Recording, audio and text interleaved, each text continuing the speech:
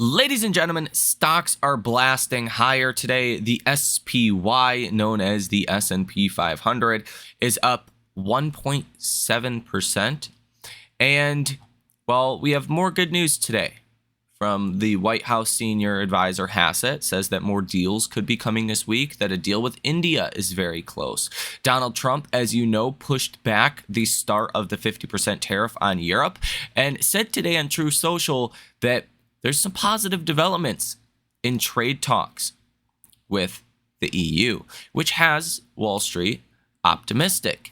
Now, we are also gearing up for Nvidia earnings coming out tomorrow, and which I will say Wall Street is way too bearish on Nvidia earnings heading into tomorrow, and I think that can create an upside surprise. So just a little side note here, I'm actually bullish on Nvidia earnings. I know sounds crazy. If you've been bearish on Nvidia earnings over the last 3 years, you've always been proven wrong. Now this time, Nvidia just has lower expectations. And I think Nvidia is going to prove everyone wrong again. And we're going to be so shocked that AI demand is as strong as it is when we have all of these other trade issues that also happened in the same quarter. Now, beyond that, we did get good economic data today. Basically, all of your data came in better than expected. Mix that, put that together, and here's the outcome. It's a good day for markets. Here in this video, we will talk about what's coming tomorrow as far as economic data, Nvidia earnings, and all of this news with a little bit more depth. I also have a clip with you I want to share from CNBC. So buckle up and let's get started. Donald Trump last week recommended a straight 50% tariff on the EU after complaining that trade negotiations stalled. Okay. And then over this weekend, Donald Trump said that the 50% tariff on the EU will go into effect in July if there's not progress or presumably a deal done by then. Okay. And that's what kind of had futures doing well. But now Trump is hailing a positive step in US EU trade negotiations as markets hope for a deal. Donald Trump wrote on Truth Social, quote, "I have just been informed that the EU has called to quickly establish meeting dates." He also said, quote, "This is a positive event, and I hope they will finally, like my same demand to China, open the European nations for trade with the United States of America." White House senior advisor Hassett today says we will see a few more deals even this week. He says that lower tariffs would be for countries with good offers. And he says that tariffs could go to 10% or less for some countries. He says that India is among the deals close to the finish line. Also had some really good economic data today. Durable goods orders were forecasted at negative 7.8%. We came in at negative 6.3%. And some people are going to say, that's a bad number. That's like really, really negative. And sure, it is really negative. But last month was positive 6.7% or 7.6%. So you're negative 6.3%. Just simple math here means over the last 2 months, you were actually positive 1.3%. Okay? On durable goods orders. That's actually pretty good in an environment where Q1 GDP was negative. Okay? So it's context that matters. And this is a good number today, even though it's negative 6.3%. You also had the S&P Case-Shiller home price year over year. They came in at 4.1%, below estimates of 4.5%. House price index month over month came in negative 0.1%. Expectation was positive 0.1%. CB consumer confidence came in much better than expected. We were expecting 87. It came in at 98.0, with inflation expectations that actually fell from 7% down to 6.5%. So pretty much across the board today, there was just a lot of good news.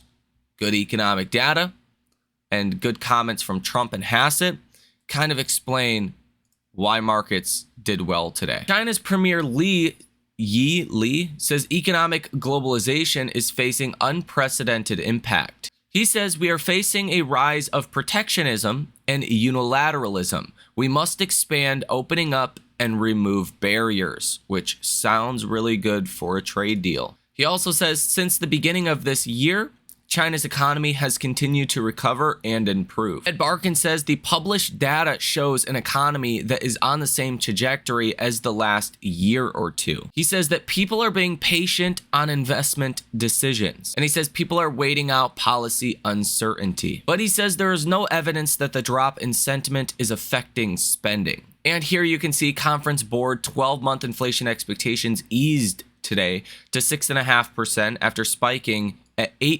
7% in April. Fed Barkin says businesses are still largely pulling to the sidelines. And Dallas Fed manufacturing came in at negative 15.3. The forecast was negative 23.1, and the previous month was negative 35.8. So again, that's a pretty strong number, even though it's still really negative. The Canadian government today says Canada to have the largest economy transformation since World War II. Now, also keep in mind the talk of Wall Street today is Nvidia earnings coming out tomorrow. Now, we'll talk about this a little bit more, but the bottom line is people are not very optimistic about Nvidia's earnings. I mean, people don't think they're going to be good. There's a pretty low bar, I feel like. And if there is maybe a time Nvidia could impress a little bit, it is when people think Nvidia is going to do bad. And anytime anyone's ever thought Nvidia will do bad in the last 3 years has always been disappointed, right? Because they always do better than feared. And that's probably the same kind of situation this time around. And I do think Nvidia earnings will be a positive catalyst for market. We also have Salesforce and C3 AI, as well as Elf, Viva, Centennial One, Pure Storage, and Synopsys tomorrow and after hours. Tomorrow, pre-market, Dick's Sporting Goods, Abercrombie & Fitch, Macy's, BMO. And then Thursday is a pretty big day as well. Foot Locker, Best Buy, Kohl's, Hormel Foods, Futu, Burlington, and Build-A-Bear Workshop in pre-market. And then in after hours, Marvell, Costco, Dell, Elastic, Zscaler, Ulta Beauty, Gap, American Eagle Outfitters, Ambarella, and NetApp. And then Friday morning, you have Canopy Growth, Shoe Carnival, and some others. As far as tomorrow's economic data calendar, we really don't have much. Speech from Fed Kashgari overnight, Dallas Fed Services, Richmond Fed Manufacturing, the Red Book, and FOMC minutes.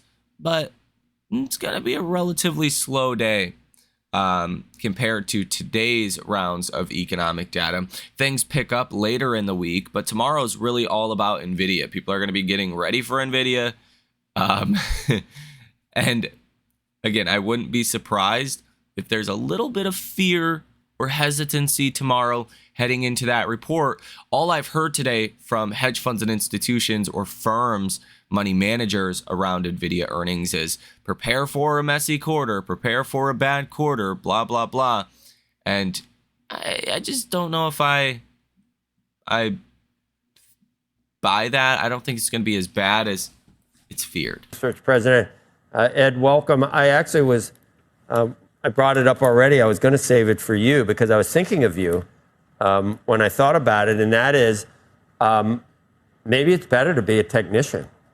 And just if you just look at internals and just ignore everything, if it works. And sometimes it works, sometimes it doesn't. But you've been whipsawed. You've been whipsawed all over the place by depending on what the tariff comments du jour are. Where are you now? I mean, you said 6,000. We're at basically 6,000. After this morning, we'll be at 5,900. Actually, you're right, because you missed one of my whipsaws. I went back up to 6,500 a couple of weeks ago. Yeah, when I might have seen that. It's hard to keep them all straight. Joe, I've warned my accounts that I reserve the right to change my mind as often as the president does. But I haven't actually done that. I started out the year very optimistic at 7,000, dropped it to 6,000 and 6,400 in early March, then 6,000. and now I'm back up to 6,500. So yeah, I really need to get a neck brace for the volatility that we're seeing coming out of Washington. But all in all, I've remained bullish. I think it's a bull market. I think we had a correction. I think we made a low on a correction low on April 8th, and I think we're heading higher over the rest of the decade. So my underlying bullishness remains intact. Yep. I think you're like the popular kind of cars being sold now. You're a hybrid. Any I think good market prognosticator uses both technicals and fundamentals. There's no other way, I don't think, to do it. You try to pick the best things that work for you. I think the technical idea is okay for day traders, especially when you have this kind of volatility. Day traders love this kind of volatility, assuming they're on the right side of it. You've been bullish, Ed, regardless of fundamentals, based on momentum, right? As far as I can tell, or based on thinking that we're in a bull market that is probably going to be resistant to a lot of things that, many times it is. Doesn't matter what the government or the president or anyone else is doing. Bull markets just happen. Yeah, one of the things I've learned over the years is that it's incredible how well the economy does and how well the stock market does, despite Washington. I think you're right. In some ways, we've spent way too much time and attention on what happens in Washington, and we ignore the fact that the rest of us working stiffs do everything we possibly can to make things better for ourselves, our families, our communities, our businesses, and it's working. I think it's the resilience of the economy that's really coming through loud and clear here. I mean, if you're looking for some stability here, I think it's actually in the economic data. The weekly retail sales numbers look fine. The initial unemployment claims look fine. The capital spending outlook still looks pretty good. I mean, clearly there's uncertainty. On the other hand, the president is right to point out that a lot of money is being committed to onshoring in the United States. So stay with the fundamentals for the long haul, play with the technicals for the short-term trades. Hey, Ed, explain the bond market. Yields are back down today. Part of that is because yields in Japan are down. Maybe the Japanese central bank is considering issuing fewer long bonds to pay for some of the money that they're going to be needing fiscally. Right. But these are pretty important. Every time the bond market reacts and yields jump, the stock market sells off. Yeah, I think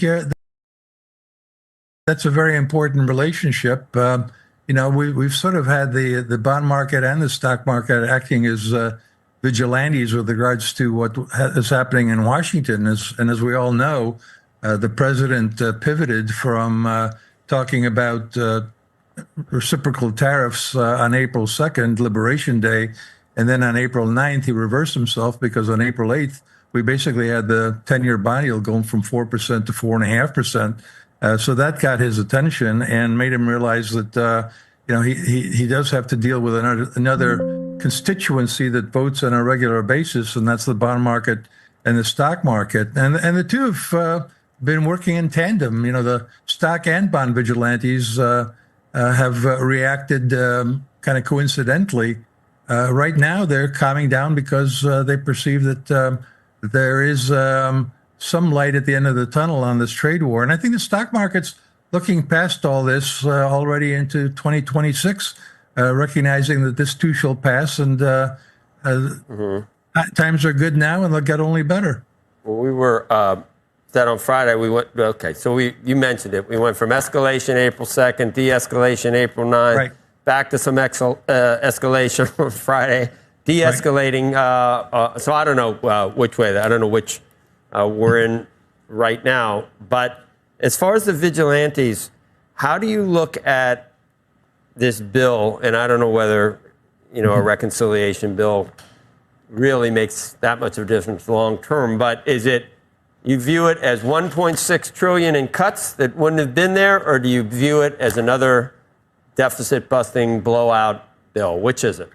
Well, I think from what I've seen, it looks as though it's going to add to deficits, not reduce deficits. I think the Congressional Budget Office, for what it's worth, is saying that under current law, we're going to have another $20 trillion of government debt added. The vigilantes are pretty wimpy. The bond vigilantes are pretty. I mean, you're like St. Augustine. Really, it's like make me chase. But they're still like, yeah, someday we need to deal with this, but not today. Yeah, that's right. And my that's been my position is I'll worry about the deficit and the debt when the bond market worries about it. And every now and then the bond market seems to worry about it. It did that in 2023 when the bond yield went from 4 to 5% in a few months. We had that basis trade issue back on April 8th, and so that seemed to be a bond vigilante issue. But the bond vigilantes are not the only players in this game. The Treasury demonstrated on November 1st, 2023, that if the bond vigilantes don't like bonds and notes that the Treasury is issuing, the Treasury can simply issue more bills. And that's what brought bond yields down in 2023. And the bond market has a long memory and recognizes that they are playing against a very powerful player here, and that's the Treasury as well as the Fed. Now, I briefly want to talk about Nvidia earnings a little bit. This article says analysts issue rare warning on Nvidia stock before key earnings. Okay. And they go over all of the things that we know, that Nvidia's market share in China has dropped from 95% in 2022 before the restrictions down to 50% today. That Nvidia is going to take an over $5 billion essentially write-off or write-down. Like it's going to be messy. The company expects to report about $43 billion in first quarter revenue, a 65% increase from a year earlier. That is a sharp slowdown from the 262% growth in the same period last year. So looking at the year over year differences, right? It's not going to look great. Okay. Continuing on to this warning, okay, and it's a $5.5 billion charge. Bank of America warns of messy Q2 guidance. Bank of America has updated its views on Nvidia stock ahead of its earnings. It reiterated a buy rating with a price target of $160, according to a research report on May 23rd. The analyst said Nvidia faces near-term headwinds of the U.S. government chip sales curbs to China. However, the stock remains a top pick given its unique leverage to the global AI deployment cycle and possibility for China sales recovery and new redesigned compliant products later in the year. Still, the firm flagged risks of a messy Q2 guide. Nvidia could guide Q2 to as low as $41 billion, below recently lowered $46 billion consensus, the analyst wrote, adding that the story could imply an earnings per share of 85 cents or 16% below consensus. Here's the deal. This is already known, okay? We already know Nvidia is going to have a messy quarter. We already know that the $5.5 billion hit is going to suck. We know Nvidia is now making new chips for the Chinese market. We know these things.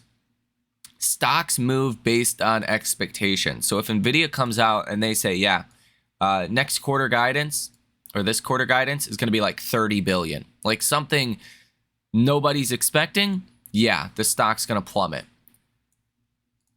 If Nvidia comes out and says things are fine, they're going okay, right? And they still guide for 46 billion, then that at this point is going to be seen as really good news when you have firms coming out talking about $41 billion for the guide and earnings per share coming in 20% below consensus. In a weird way, Bank of America today lowered the bar for Nvidia a lot with this analyst. And that to me makes me bullish, right? Because expectations are lower and it's going to be easier for Nvidia to impress, which if Nvidia has good earnings, that's going to send markets even higher. And to a certain extent, like, doesn't matter what Nvidia's 1 quarter of Nvidia earnings look like. No, what does the trajectory look like? We know alone XAI building or buying 400,000 Nvidia chips, or up to 1 million chips, I believe. Oracle is buying 400,000, like $40 billion worth. XAI is like $200 billion worth. All of your big tech firms have reiterated their AI CapEx guidance. Again, China's hungry for more chips. Everyone is. Like, is there really an issue here with the overall story of Nvidia? No. Does Wall Street care about a 1-quarter blip, 2-quarter blip? Maybe. But again, we kind of priced that in when Nvidia fell like 10% the day that we found out they were going to take a 5.5% hit, or $5.5 billion hit. Like, that's when we priced in the, oh crap, this is probably going to be a bad quarter. That was the moment. Now, I think it's going to be a positive catalyst. And I have high hopes and expectations that we're going to have a 20% rally from here into the end of this year. So let me know your thoughts on all of this down below in the comments section. Ladies and gentlemen, have a fantastic rest of your day, and I will see you in the next one.